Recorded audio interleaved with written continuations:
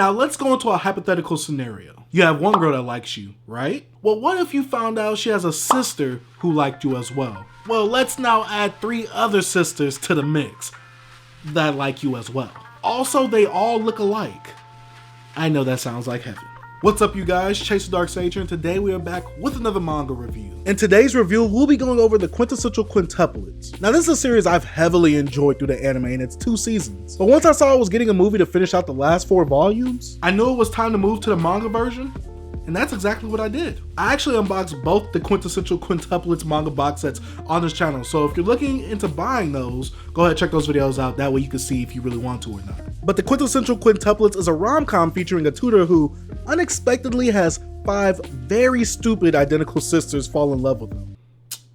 Lucky bastard. These sisters that come from a very rich background are in some serious need of tutoring while the tutor has financial problems back at home. Now here's the catch. The story starts off on the wedding day of the tutor marrying one of the sisters, but since they are quintuplets, we don't know which one it is. So throughout the whole series, we're trying to piece together who ends up marrying the tutor by the end. I thought that was a pretty dope way to start off a rom-com and already give us our goal from the start. Especially with how the sisters initially interacted with the tutor when they first met. And over time in this story, each of them, including the tutor, are changed for the better in terms of growing up, but also coming out of their comfort zones. Now, before we actually get into the review, there will be no spoilers, so do not worry. I will not tell you who the winner is, unlike me, who was sadly spoiled on who the winner was after season 2.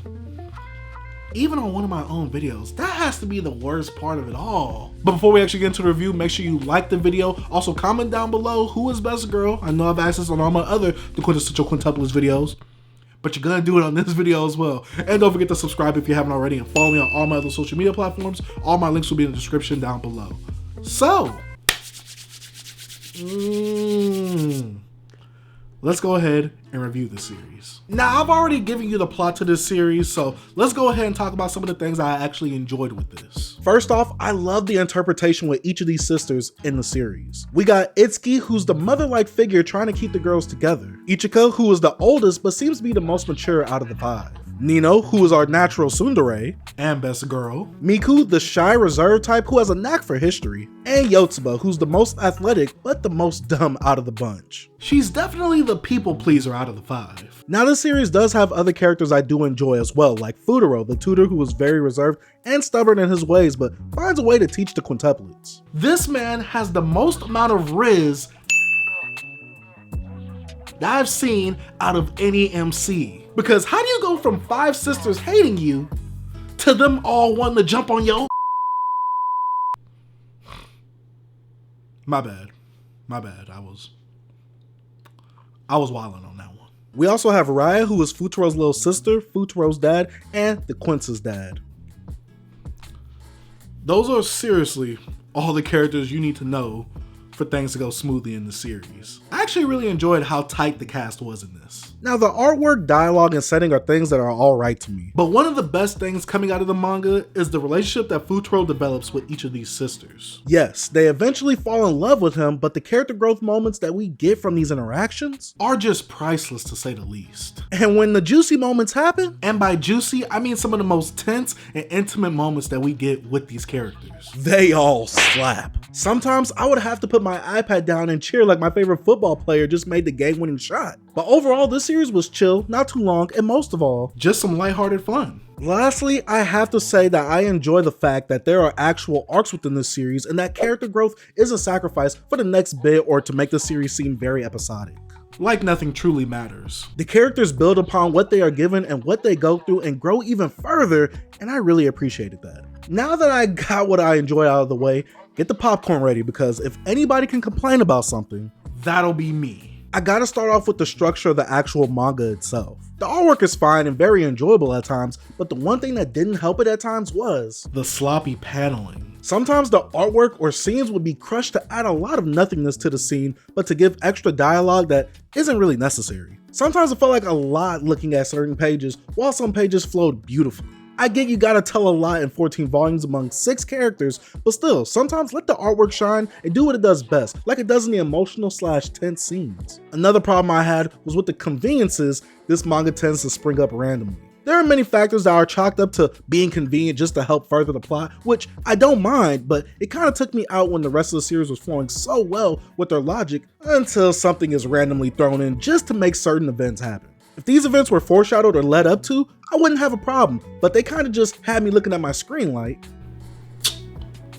come on, man. And lastly, this is more of a recent one since I just finished the series. I'm gonna have to talk about the last arc. Now, of course, no spoilers, nothing like that. But I get that it was the final moment to give each Quint their shine before Fudora's decision in this arc, but man, in that arc, the pacing is slowed down heavily. It feels redundant, the overall narrative doesn't feel like it's really progressing, and it gets wordy. And when I complain about manga being wordy, I mean it's just adding extra dialogue that isn't needed or there to just actually help elongate the time it takes to read that chapter, but adds little to nothing. The last arc was a drag, and the last volume itself, while being cute, I didn't really need it. Okay, I think I'm done complaining. But now it's time to finally wrap this review up, and a series like the Quintessential Quintuplets is definitely not meant to be taken seriously. I had a lot of fun with it, with some real juicy moments and other moments that kind of made me feel for the characters. I forgot to mention, but I really dig the comedy in this series and the trials the Quints put our boy Futaro through. This series isn't too long, but it definitely takes a real slow halt within the last 2-3 volumes once we get to see each Quint, which delayed me finishing it by a few weeks. While I didn't necessarily agree with who won, I can't be mad at the winner seeing as each sister has some great moments with Futaro. Overall, I had a great time and would recommend this to anyone wanting to get into a quick rom-com story. I give the Quintessential Quintuplets a 7 out of 10. Tell her no stress, no biggie. Baby, I'm just too jiggy. Better know I brought that with me. Case they get too iffy. Baby, don't stress, don't sweat it. Put it all on my daddy. Know how I'm coming. And they know what we hate. Run around through that left side, low end. All of mine need more wins. If you got beef, don't come out. Cause my young hitter might go in. Uptown GN. Working all through my weekend. Hoping these don't show out. Cause all of my hitters too deep in. With the boy, I'm so ashamed. Ain't worried about long as my money and my green. Baby, I ain't got work tomorrow. Tell me what the business is. Ain't about no club hop. I'm trying to start some businesses. Shorty, you thought it was, they better know it's not that. Talking all that online, they knowing that it's not fact. Sliding through my hood, I make maneuvers like a Uber, baby. Got a 10-year plan, these can't tell what they doing lately. And I'm way too clean, I'm Listerine, I thought they been knew it. All in my lungs, I got my red cup full of that hint fluid. Young middle Mad Mac, I'm swinging that leg, I'm banging that do or die. And I ain't that before I get crucified.